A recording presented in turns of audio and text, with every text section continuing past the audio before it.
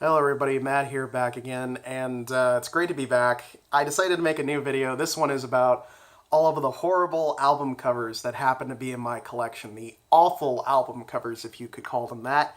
I'm not saying that these records are bad. A lot of these are fantastic, great records, but they just have terrible album art on the cover. And when you think about albums and you think about records and the time in which they were popular, they were all about what was on the cover, and that was what sold you as to whether or not to buy it or not. So it's just amazing to me some of the choices that were made. So let's go ahead and get into it here. This one isn't really that bad. This is the Mini Moods of Belafonte, and the reason that I chose this one is because it looks like he's mid-sneeze in each picture. Like, it looks pretty, just not the most flattering pictures of Belafonte. This is a great record, though. I love Belafonte's records. They're all really good. This one probably falls into the creepy face category. This is Paul Williams' A Little Bit of Love. He's got this weird kind of coming out of the clouds thing going on with this, and the creepy red sunglasses. It's just, ooh, if anything, the back cover, and that's the thing, a lot of these, they have great back covers. That should have been the album cover. That is a cool photo, but then you get like this creepy, like, it's almost like if your window was fogged up, and so you like rubbed it to so you could see out, and this was what was staring back at you. This would really freak you out. Paul Williams just kind of looking at you there, pretty creepy. There's a lot of these that have really bad like paintings on them, and this is one of those hits made famous by records, so it doesn't actually have the person singing on there. It's another person singing the hits of that person, which I always think that's a horrible bait and switch. But here's one of a truly demonic Patsy Cline with pitch black eyes just staring into your soul and just yeah, creepy. Yeah, that I don't know what compelled me to get this one, but I did. This one, I guess it's supposed to be horrifying, and I talked about this in my I think it was my horror movie soundtrack collection, The Phantom of the Opera, with this weird kind of lizard man thing going on. I did get around to listening to this, and it is really bad. This was not a good choice. If you find this, do not buy it. It's not worth the wax it's printed on. Some of these, I can tell they were just going for simplicity here, but still, it's not exact. I mean, it does grab you, I guess. So, but the Soviet Army Chorus and Band, yes, it's all right there. You will buy this record, you will listen to it, and you will enjoy it. But yeah, no, it's pretty interesting piece, and it's just as insane on the album too. There were a lot of these records back in the day that were like hits made famous by. This one is probably not only one of the worst covers, but also probably one of the worst albums I own. It sounds like everything's coming out of a Casio keyboard. A is for Action, where they took all of this generic art that kind of looks like what the movies themes they're from doing. It's not good. So you get like this kind of Knight Rider, this kind of John Wayne, this kind of meatball looking explosion. It's pretty bad. The knockoff A-Team van down there with the white stripe, not the red stripe, the white stripe, okay? I've talked about this one already. This one, I guess they were just banking on people just liking it no matter what. It has no back cover, and on the front, all you get, Kenny Rogers and the first edition Greatest Hits. That's all. You get nothing. This reminds me so much of the Spinal Tap black album cover. It's like, how much more gray could this be? And the answer is none grayer. Again, somebody I love, and this is a great Greatest Hits album. Here. It has all the early stuff and stuff.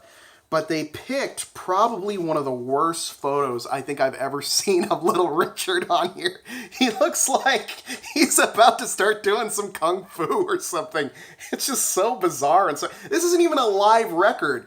So it doesn't make any sense why they have this like crazy picture of him. It's like they broke into his house and he was like, I'm going to beat you up. Get out of my house. But yeah, great record. Horrible picture. This was one I got a little while ago.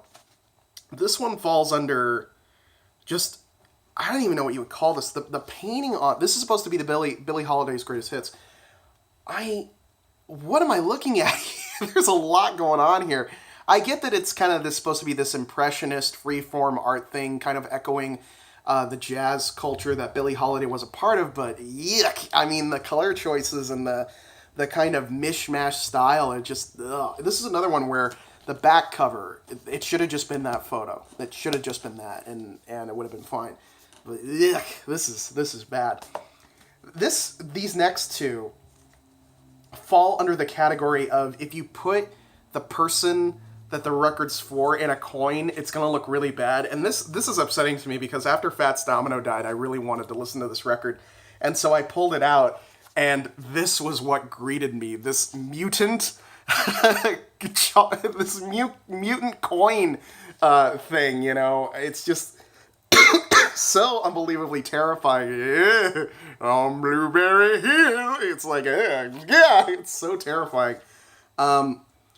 And it's oh my, I mean, why would you pick that? It doesn't look like him. He looks like Bart Simpson. He looks really, really bad. He's got like the Frankenstein flat top thing going on. It's just, ugh, I don't even know what to say there. Ray Charles was also not immune to this coinage, where if they put you in a coin, it's going to be horrible. With this monstrosity, it's just, I don't even know what this is supposed to be. If this is supposed to be like a seal or something, or if this was like, were these two part of like the commemorative coin rock and roll collection? Because I don't want these in my life. Sometimes the record companies just got lazy, and this one isn't necessarily bad. It's just, it kills me how generic it is. This is a Beach Boys compilation, and it's falling apart on me. But they picked like the most generic, like, summer fun, you know, it's this sun with shades because he's sunny, and then the ocean just kind of drifts into the sky, I guess. Or it's a weird perspective we're looking at here. And then it's just, it's like somebody made this in clip art before clip art existed. So yeah, that one's pretty bad. I love the Blasters. They were featured on the soundtrack on From Dusk Till Dawn. A fantastic band, but this cover, it's just inexcusable. It's just like, it reminds me of the King Crimson album, but just not as cool. It just, I don't get what this is supposed to be. It's just ugly to look at. It's like every time I put it on, I just have to turn it over because I hate looking at that. It's just nasty and gross, and you can see the guy's gums and stuff, and ugh, I don't like that cover. I've saved probably the worst for last. This is Francis Gurr Plays the Beatles. And I think I've shown this one before. But the nightmare that is happening on this cover, take a look at this. Because the more you look, the more terrifying it gets. You've got like flying saucers, you've got the pyramids of Giza, you've got the great composers, and then you've got the Beatles in these horrific characterizations of them, but then you got this guy. Who is this man? And they're on a keyboard. It's just like, this is just if you had a nightmare about the Beatles, it would be this. I almost expect this guy to like slowly turn his head and like his eyes start bleeding and your mind starts to like rot from the inside. It's just frightening.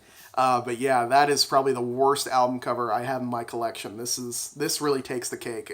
I mean, it's just so unbelievably bad and creepy and poorly drawn. It has actually prevented me from listening to this record. I have not listened to this. And I got this like 2 years ago. I still have not listened to it because every time I pull it out, I just find myself looking at the cover for like 15 minutes and then putting it away. So I'm like, I don't want this in my life. This is not something I want. But I almost feel like it's my duty in life to hold on to this record and prevent someone else from finding it. But anyway, those are the worst album covers I currently have in my collection. I'll probably get a lot more. But that is that for now. I will see you guys next time.